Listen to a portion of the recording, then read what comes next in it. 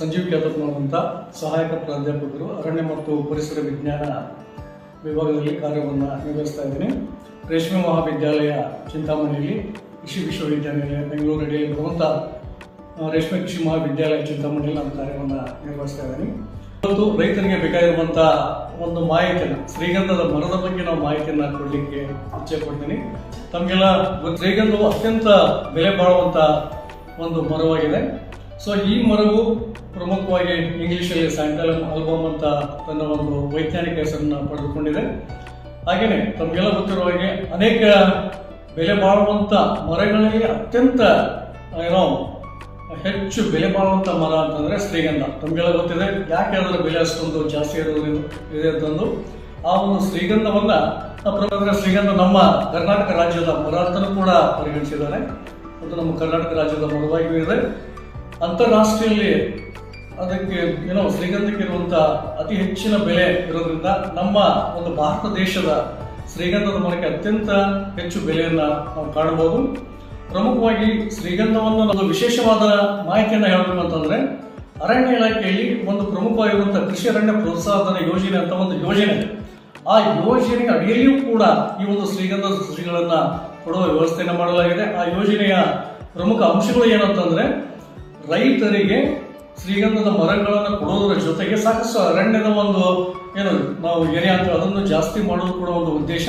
ಹಾಗೆಯೇ ಹೆಚ್ಚು ಅರಣ್ಯ ಶ್ರೀಗಂಧದ ಒಂದು ಉತ್ಪನ್ನಗಳಂತ ಹೇಳಿಲ್ಲ ಅದನ್ನು ಬೆಳೆಸಲಿಕ್ಕೆ ಕೂಡ ಈ ಒಂದು ಕೃಷಿ ಅರಣ್ಯ ಪ್ರೋತ್ಸಾಹಧನ ಯೋಜನೆ ಅಡಿಯಲ್ಲಿ ಶ್ರೀಗಂಧದ ಗಿಡಗಳನ್ನು ಕೂಡ ಅದನ್ನು ಇನ್ಕ್ಲೂಡ್ ಮಾಡಲಾಗಿದೆ.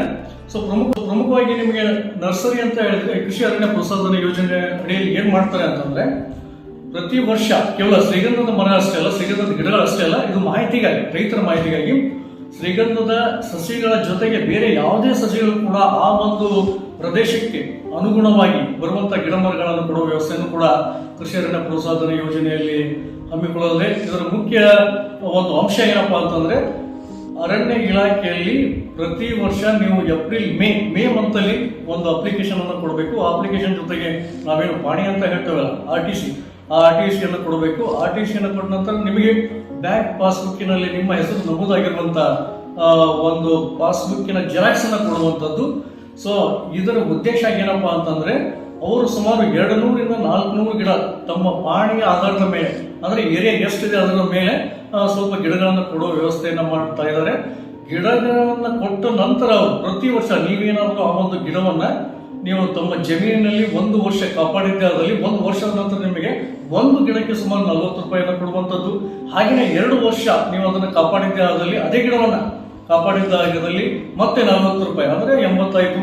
ಹೀಗೆ ಒಂದು ಗಿಡಕ್ಕೆ 3 ವರ್ಷಕ್ಕೆ ಸುಮಾರು 125 ರೂಪಾಯಿನ ಕೃಷಿ ಅರಣ್ಯ ಪ್ರೋತ್ಸಾಹಧನ ಯೋಜನೆಯಲ್ಲಿ ಕೊಡುವಂತ ವ್ಯವಸ್ಥೆಯನ್ನು ಮಾಡಲು ನರ್ಸರಿಯಲ್ಲೂ ಕೂಡ ಯಾರಾದರೂ ರೈತರು ಹೆಚ್ಚಿನ ಪ್ರಮಾಣದಲ್ಲಿ ನಾವೇ ಮಾಡ್ತೇವೆ ಅಂದ್ರೂ ಕೂಡ ಅದನ್ನು ನೀವು ನರ್ಸರಿಯಲ್ಲಿ ಸಸ್ಯಗಾರ ಅಂತ ಹೇಳ್ತಲ್ಲ, ಅದರಲ್ಲಿ ಕೂಡ ನೀವೇ ನರ್ಸರಿಯನ್ನು ಮಾಡಿ ಸಸ್ಯಗಳನ್ನು ಬೆಳೆಸಬಹುದು.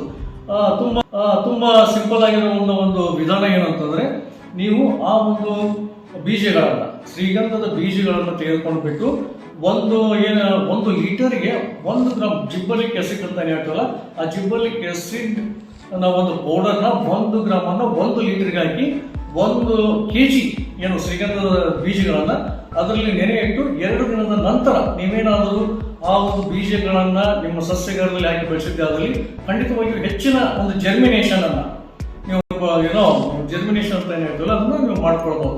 ಸೊ ಹೀಗಾಗಿ ನೀವಾಗಿನೇ ಅದನ್ನ ಬೆಳೆಸಬಹುದು. ಆಮೇಲೆ ಆ ಸೀಡ್ಲಿಂಗ್ಸ್ ಏನು ಒಂದು 15 ಸೆಂಟಿಮೀಟರ್ 10 ಸೆಂಟಿಮೀಟರ್ ಆದ ನಂತರ ಅವುಗಳನ್ನು ಟ್ರಾನ್ಸ್ಪ್ಲಾಂಟ್ ಮಾಡಬೇಕು. ಟ್ರಾನ್ಸ್ಪ್ಲಾಂಟ್ ಅಂದ್ರೆ ಒಂದು ಪಾಲಿಕ್ಲೋರಿ ಟ್ರಾನ್ಸ್ಪ್ಲಾಂಟ್ ಮಾಡುವಂಥದ್ದು. ಅದನ್ನು ಮಾಡಬೇಕಾದ್ರೆ ನೀವು ಇನ್ನೊಂದು ಪ್ರಮುಖವಾದ ಅಂಶವನ್ನು ಹೇಳಿಕೆ ನಾನು ಇಚ್ಛೆ ಕೊಡ್ತೀನಿ. ಏನಂತಂದ್ರೆ, ಶ್ರೀಗಂಧ ಒಂದು ಅರೆ ಪರಾವಲಂಬಿ ಸಸ್ಯ ಅಂತ ಹೇಳ್ತೇವೆ. ಪಾರ್ಷಿಯಲ್ ರೂಟ್ ಪ್ಯಾರಾಸ್ ಏನ್ ಪ್ಲಾಂಟ್ ಮಾಡ್ತೇವಲ್ಲ, ಮೊದಲನೇ ಹಂತದಲ್ಲಿ ನಾವೇನ್ ಮಾಡಬೇಕು, 1 ಅಡಿಗೆ ಈ ಒಂದು ಶ್ರೀಗಂಧದ ಗಿಡವನ್ನು ನೆಟ್ಟ ನಂತರ ಸುಮಾರು 1 ಅಡಿ ಅಂತರದಲ್ಲಿ ತೊಗರಿ ಬೀಜಗಳನ್ನ ಹಾಕುವಂಥದ್ದು. ತೊಗರಿ ಬೀಜಗಳು ಹಾಕಿದಾಗ ತೊಗರಿ ಗಿಡ ಬರ್ತದೆ. ಆ ಗಿಡದ ಬೇರಿನಿಂದ ಶ್ರೀಗಂಧದ ಗಿಡ ಪೋಷಕಾಂಶವನ್ನು ಹೀರಿಕೊಳ್ತದೆ. ಸೊ ಹೀಗಾಗಿ ಅರೆ ಪರಾವಲಂಬಿ ಸಸ್ಯ ಆಗಿರೋದ್ರಿಂದ ತನ್ನ ಮೊದಲನೇ ಕೆಲವು ವರ್ಷಗಳವರೆಗೂ ಕೂಡ ಅತಿಥಿಯ ಸಸ್ಯ ಬೇರುಗಳಿಂದ ತನ್ನ ಪೋಷಕಾಂಶಗಳನ್ನು ಹೀರಿಕೊಳ್ಳುವಂಥ ವ್ಯವಸ್ಥೆ ಈ ಒಂದು ಶ್ರೀಗಂಧದ ಮರಕ್ಕೆ ಇದೆ. ಸೊ ಹೀಗಾಗಿ ದಯವಿಟ್ಟು ಯಾರಾದರೂ ಒಂದು ಶ್ರೀಗಂಧದ ಗಿಡವನ್ನು ಹಚ್ಚಬೇಕಾದ್ರೆ ಈ ಮಾಹಿತಿಯನ್ನು ಯಾವಾಗಲೂ ತಾವು ಗಮನದಲ್ಲಿ ಇಟ್ಟುಕೊಳ್ಳಬೇಕಂತ ಪ್ರಮುಖವಾಗಿರುವಂಥದ್ದು.